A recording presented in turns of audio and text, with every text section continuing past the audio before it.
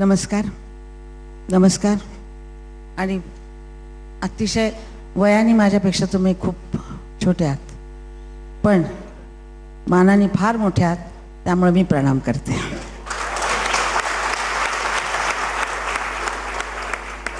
त्यांच्याविषयी मी काय बोलणार? त्यांच्यासाठी बोलण्यासाठी कोणीतरी अतिशय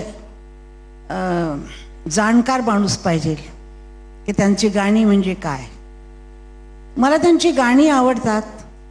मी त्यांची गाणी जास्तच गाले सगळ्यांपेक्षा, पण मला त्यांचं शेतावरचं प्रेम फार आवडतं. मी त्यांच्या घरी गेले होते आणि मला डिलीट मिळालं होतं तिकडं. आणि पहिली गोष्ट म्हणजे माझ्या आजोळचे आहेत ते. माझी आई थाळनेरची म्हणजे खानदेशातली आणि तिथले महानूर. तर मी आजोळी आलेली आता. आणि एक त्यांच्या घरी गेल्यानंतर ते वातावरण, ते शेती, ती झाडं, प्रत्येक झाडाला कुठल्या ना कुठल्या माणसाचं एक नाव दिलेलं आणि शेतावरचं प्रेम, मला ते फार आवडलं. आणि खरंच आपल्या देशाला शेतकरी शेती करतात आणि ज्याच्यावर आपण जगतो त्याच्याकडे जास्त लक्ष दिलं पाहिजे असं मला वाटतं. कारण हे मला महानुरांनी शिकवलं की जर शेतकरी नसेल तर काय होईल. ही पिकलेली आता तुम्ही जी शेतं बघितलीत ती नसतील तर काय होईल. आणि सगळ्यात जास्त आपला देश म्हणजे 3/4 तर शेतकऱ्यांचा देश आपला आहे. आणि तो त्यांनी मनामध्ये ठेवून त्याची जोपासना केली, त्याबरोबर कविता लिहून काव्याची पण जोपासना केली. म्हणजे दोन्ही गोष्टी फार सुंदर, एक मनासाठी आणि एक पोटासाठी दोन्ही गोष्टी.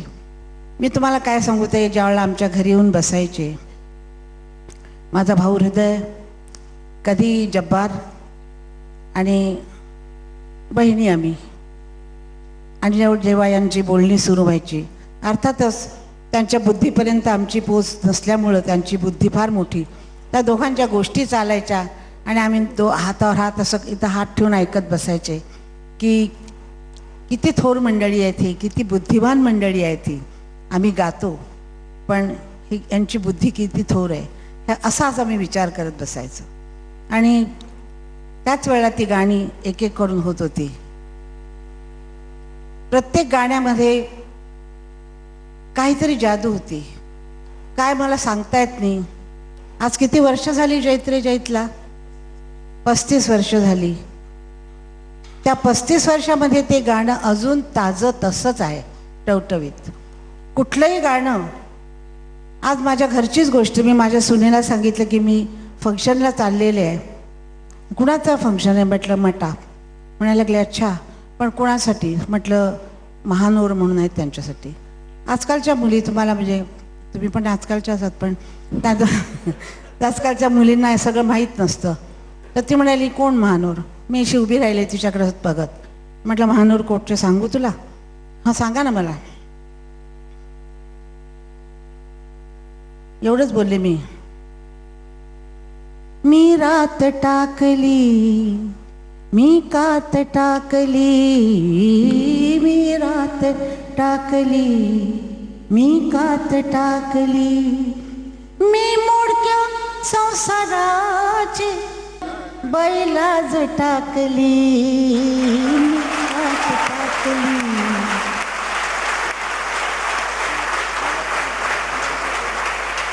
अंगात माझिया भिनलाय ढोलिया. कसं? मी भिंगर भिवरी त्याची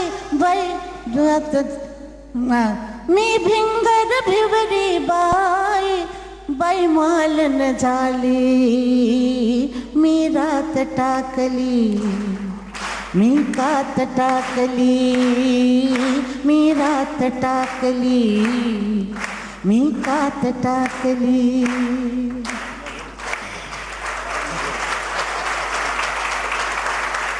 या गाण्यामध्ये एक बाळासाहेबांनी अतिशय सुंदर मोड दिला होता हिरव्या पानात हिरव्या रानात चावळ चावळ चालते, भर ज्वानीतील नार अंग मोडीत चालते. काय सुंदर त्याचं हे होतं. आणि अर्थातच दुसरं गाणं, सगळीच गाणी त्यातली सुंदर होती, पुरुषांची गाणी पण छान होती. आणि माझं ते हो न भवतरू अंग चिंब थरथरवल, अंग झिम्मड झालं हिरव्या बहरा.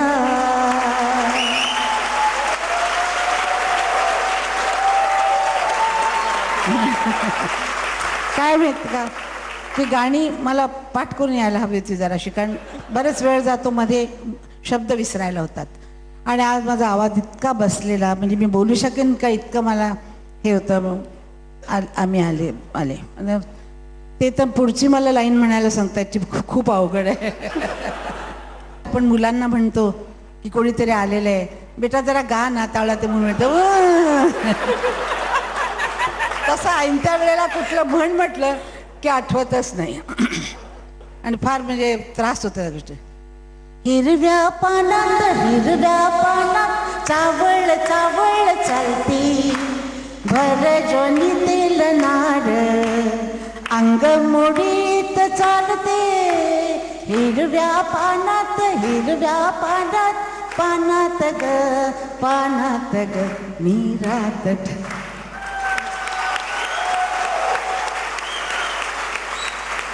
मला असं कधी होत नाही. पण यांचं ते दुसरं गाणं आहे, ते काय ज्याचं रिदम बदल, ते कुठलं गाणं होतं आपलं ते चैत्री जयंतमध्ये बाळ साठे गाले होते गाणं. आम्ही ठाकर ठाकर या रानाची हे ना, आम्ही ठाकर ठाकर या रानाची पाखर, आम्ही ठाकर ठाकर या रानाची पाखर.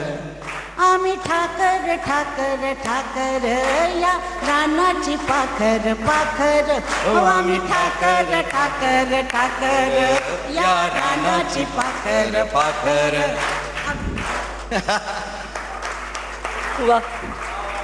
हे ज्यावेळेला गाणं आमच्या स्टेजवर आम्ही सुरुवात करतो, बाळासाहेब गातात, आणि हे माझं गाणं नाही आहे, पण ती लय बदलली की मी येऊन नाचते तिथं, कारण ते गाणं मला बसू देत नाही, इतकं त्याचं रिदम आणि त्याचे शब्द आणि ते इतकं चांगलं आहे. मी काय तुमची तारीफ करणार, तुमची तारीफ यांनी केलेलीच आहे सगळ्यांनी, और सगळं जग तुमची तारीफ करते, की मी काय बोलणार, मी फार छोटी या बाबतीत, फक्त वयाने मोठी काही नाही.